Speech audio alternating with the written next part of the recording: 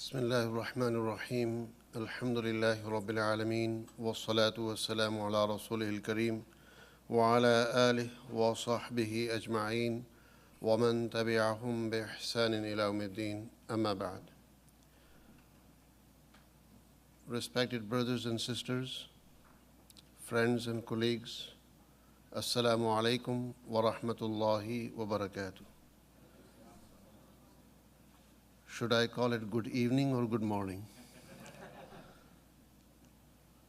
Because as your evening begins, for me it's time for breakfast. Because where I came from last night is 9 hours ahead of Britain, Hong Kong, Macau, China, and so on. It's been a very, very tiring journey to those countries. In Hong Kong, I was there for some, you can say, setting up of our office, meeting the team members and so on. In Macau, which was the main purpose to travel that part of the world, was United Nations conference outlining next 15 years strategy. You may have heard Millennium Development Goals, which are eight Millennium Development Goals, which were formed back in 1990s to start from 1st January 2001 till 31st December 2015. So those development goals target or the time frame is about to finish at the end of this year, basically after a couple of months. So therefore, next target needed to be identified, which they've been talking about it over past couple of months, if not years. And at the end, we finalized 17 goals for next 15 years to be achieved by, you can say, possibly every single country in the world. It was honor and pleasure for myself to be part of it, to discuss those goals, to see the strategies, to observe the success and the failure of the past 8 goals, to see which country have stood out either way in success or failing. And it was indeed pleasure to speak in front of, you can say, prime ministers, ambassadors, and dignitaries from over 70 countries. I know and I do still believe that it is basically money is spent unwisely, that it is, you can say, luxurious events in 5-star hotels and so on, and discussing basically targets and so on, and spending millions and possibly hundreds of millions of pounds on discussion on the targets as opposed to delivery. But sadly, that's the reality of it, and that's how we live, and that's how hundreds of thousands of people, possibly over 1 million people, are employed or receiving their bread and livelihood through this network. With regard to Gaza, I mean, you know, UNRWA, UNWRA. UNRWA is working in that part of the world. Just UNRWA is basically focusing only on Gaza, Palestine, and it is refugees in surrounding countries. So it's dedicated for Gaza and Palestine. And they employ 30,000 people. 30,000 people in that part of the world. So many people, they have their livelihood attached to these organizations and so on. As much as we basically see lavish events and so on, but still, nevertheless, they do play a part somehow or up to a certain level in the lives of those who need our support and attention. Talking about Al-Khair Foundation, you've been introduced briefly that Al-Khair Foundation working across the globe in different areas. Before I go into that, I would like to mentioned that if a person have a vision, commitment, dedication, then nothing can stop you. You know, when I applied for my first job in UK, I was refused. Why? Because I was unable to speak English at the age of 24. Why? Because I did not had any formal, forget about qualification or degree, I did not had any educational background. My entire education was Islamic education, where I studied Arabic, Quran, Hadith, Tafsir, and associated subjects. Never knew a single word of science, maths, physics, any of those subjects. It was 9 years of education in West Yorkshire. Would you believe that me living in West Yorkshire in boarding school is still unable to speak English? Why? Because the entire education was in Arabic language, or second language of the boarding school was Urdu, and we were encouraged to speak English. Although my teachers and everybody tried their hard to persuade me to speak English or to take some lessons and so on, but for some reason I was not into it. I came to Britain when I was 15 years old, and my mind was not accepting to go for English language as a subject. Therefore, I focused on my Arabic education and graduated from there. Now, a person who never been to primary or secondary school, what could be worse tragedy than that very person stands up and establish a primary and secondary school in heart of South London, Croydon, right next to Home Office of Britain. You know, and it is part of that tragedy that this very same school, which is started from my living room with 5 students, and someone told me that if you have 5 children or more, then you need to register with Department for Education, otherwise they could shut down or they could take action against you. So I had to register, and it was a point where basically other parents were interested to send their kids to my house. Now, me being uneducated, you can imagine I wasn't teaching them English or maths. No, I was just giving them tarabiyah, we call, upbringing, in my own language, in my own style. But parents were quite pleased with it, and they wanted to send more children. I spoke to one of my friends at that time who I thought is a state agent that have few properties or managing few properties here and there. He used to pray behind me. Sometime I used to drive in his flashy cars and so on, multimillionaire or whatever. And I said to him that I need a location where I can teach few children, maybe a shop or garage or whatever, because my living room is very small. There is not enough space to even put a double bed instead of single. He said, what's your plan? What you want to achieve? I spoke to him about it. He said, no, put it in writing and explain it to me. Trust me, that was the first time in my life that I had to touch computer. It took me 8 hours to type 2 pages on Word document, almost whole night. But those 8 hours were worthwhile, because next day when I presented that paper to him, he said, listen, I've been praying behind you for past 8 years, and I can see every single word of this coming into reality. He said, I have one property in mind, let me show you that. If you like it, you can have that one. Otherwise, I have another bigger property which I can show you. I said, okay, fine. He said, I'll show you the smaller one first.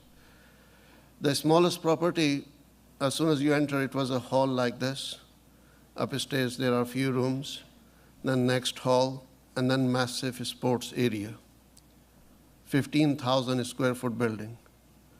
I said, which room is mine? he gave me the keys. He said, entire building is yours. I said, I don't have even 15 children. He said, Qasim, I've been praying behind you, and I know you will be successful, and after 1 year, you will tell me that the building is very small. I said that, I know you're managing this property, but was the rent and what about basically all those financial? He goes, no, don't worry about it. We'll speak after 1 year. And even you don't have to take care of utilities and council tax or rent rates, whatever. I'll look after all those. And I said, is the owner mad? He said, yes, because I'm the owner. I said, bloody hell, why didn't you tell me before? I was thinking you are just an estate agent. Anyway, it was nice of him. He offered me entire building for 1 year rent-free and so on. And within basically 3 weeks, we reached from 17 to 57 children. Within 1 year, 10 classrooms. And within a couple of years, we established other schools around the world. Within 5 years, we established first television channel aimed at education of ethnic minority in UK. And now, alhamdulillah, we are number 35th best secondary school in the country out of 7,500 secondary schools. Thank you. So that's how Al-Khair started. Now you can see a person who never been to school, who worked at £850 a month for 8 years without any promotion, without any single rise in the pay, and takes one basically unexpected step, establish a school where basically community was not that supportive. Community wrote to Department of Education, ministers and so on, that what the hell are you doing? Why are you giving him permission to establish a school? The guy have never been to school himself. And they said, well, but when we looked at his policies, procedure, everything, he has everything in place. He have covered everything. So if determination is there, then definitely something can be achieved. If one single person single-handedly can progress up to here, then what I'm trying to say is basically what we, all of us, can achieve together for just 1.7 million people of Gaza. If all of us today go out of this hall with one mission, one vision, one aim, I'm sure we can kill it. Inshallah.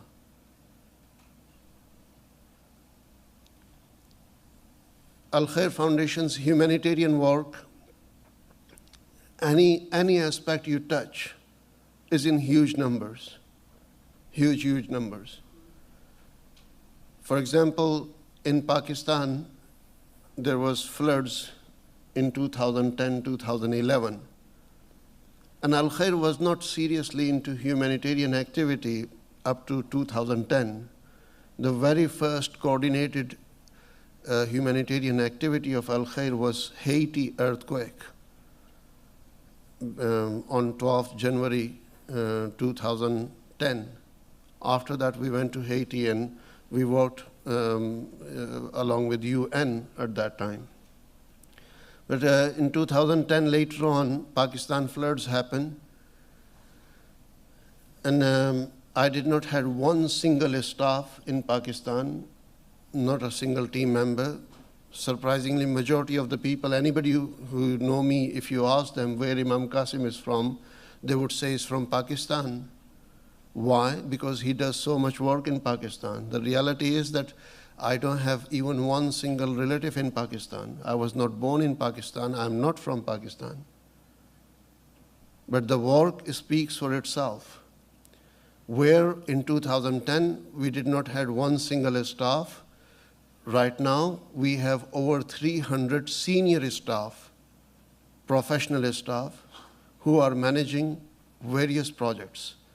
At certain stages, we have 1,300, 1,400 staff members in Pakistan managing various projects. So within 4 years, from 0 to over 1,000 staff, it is a result itself. Talking about Africa, without going into much detail, at least 1.7 million, 1,700,000 people are receiving water every single day through our Water for Africa program. 1.7 million every single day receiving water. Not that they are reached or they have access to. No, they are receiving. Why? Because for Africa, you may have heard that there is a shortage of water, obviously, but the solution is water well and so on.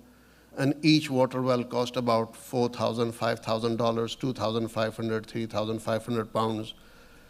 Rather than me going for the same traditional project, we looked at trying to solve the problem on mass level.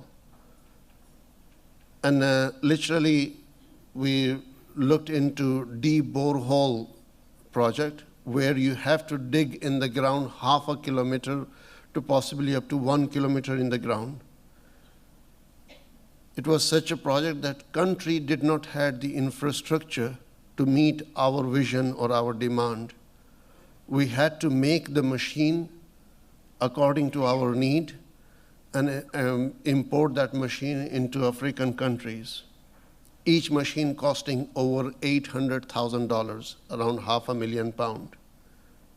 That's the courage you need if you want to solve a problem. And I can see, inshallah, not basically, I can't say within 5 months or 10 months or a year, but possibly in 10 to 15 years, we will be able to solve water problem in Africa by possibly 80 to 90%. If within 2 years, we are providing water to 1.7 million people, and within 10 years, we could be providing to 17 million people, if not more.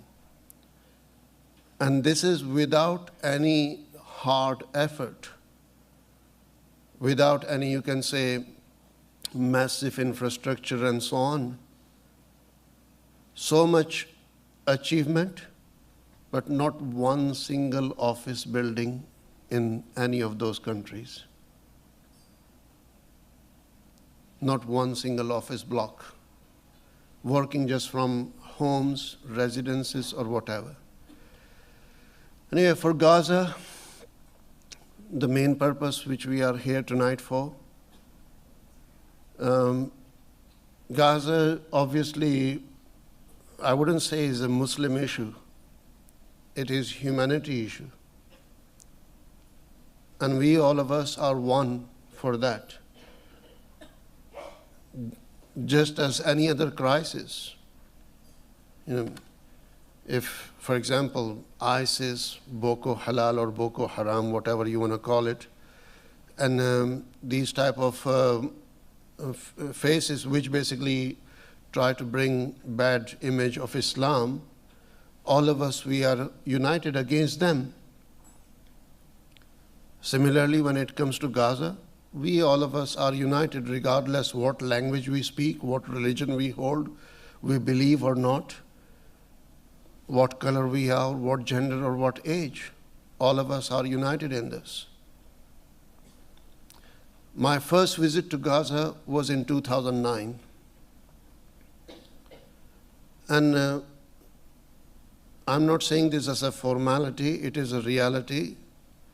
One of the most humble, most patient and thankful nation on the face of the planet I have seen are the people of Gaza.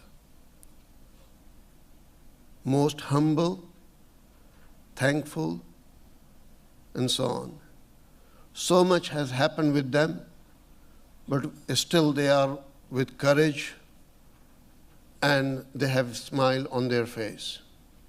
They are thankful to God Almighty in every single breath. They appreciate the support they receive from anywhere in the world. They believe that the support they are receiving is a favor upon them rather than a duty for others towards them, although we need to support them as our duty towards them. In 2009, while I was in Gaza, obviously it was straight after the war, and even after that there were incidents of shooting and firing and so on. I was surprised to see the level of distraction and how basically things were targeted.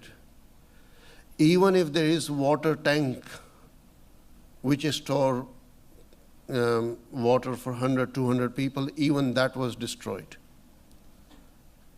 It was such a level of distraction that Lauren Booth, sister-in-law of Tony Blair, was with me, and literally at every step she was crying for those days. The group who went with us was in tears all the time.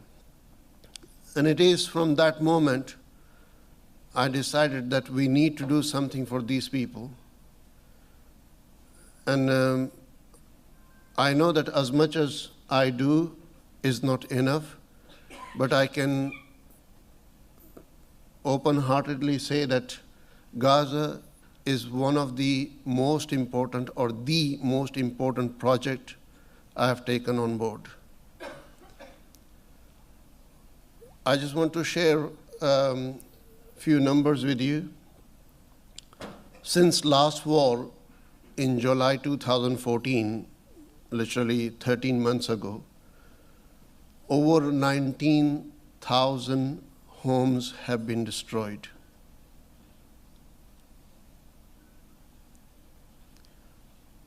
It's easy for us to listen to these figures, the number of deaths and so on. Let me give you the exact detail of that. 2,205 people have died, have been killed. Out of them, 1,483 civilians. So almost 2/3 civilian. Out of them, 521 children and 283 women. So 1 in every 4 persons who were killed were a child. 19,000 homes destroyed. What does it mean? It means nearly 115,000 people became homeless suddenly. If we have boiler breakdown in our home, if we have some electricity fault or anything like that, we face such a difficulty. What would happen if you lose your home completely? If you lose your home completely, what would happen? And this is the state of those people. So anyway, we are here to work for them, to do whatever we can from our ability and so on. Right now, we are focusing on education project in Gaza, as well as water and livelihood and so on, but education, we're taking it on higher level. Today, during workshops, those who participated, you have listened to the people from Gaza.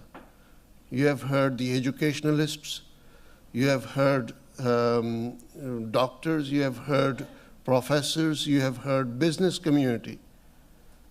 You have heard construction people, you have heard educational, different backgrounds. Whole day we were basically busy on Skype with them, listening to their need. And the next projects we would like to take on board is to propose to Scotland community to outsource their services to the people of Gaza. We from Al-Khair Foundation would like to be one of the first one to outsource many of our activities, including our call center to Gaza. We would like to outsource our professional needs, for example, architecture and so on, to Gaza, so it creates jobs for them. Even if we establish a small call center for now, 10, 20, 30 people, our call center at some points require 50 staff. If we manage to run that successfully in Gaza, then we can present that to many other companies who can adopt same model. And I can see in coming months, coming days, there will be thousands of people employed in Gaza through you, through your businesses, your organizations, and so on. Another project I would like to start from Gaza for international community, which is mainly for Muslim community, is Quran learning, online Quran learning. Currently, people around the world, those who do not have access to masajids, mosques, or Islamic centers, they are learning Quran online from Pakistan, India, and so on. What would be better than having a teacher from Gaza, from Palestine? And we can see in time there will be thousands of teachers teaching Quran, Arabic language to wider community, and different subjects and so on. I have so much to explain, but the time is not there. So therefore, I will conclude here, and if anyone would like to discuss plans in detail, I'll be available. Thank you very much. Assalamu alaikum.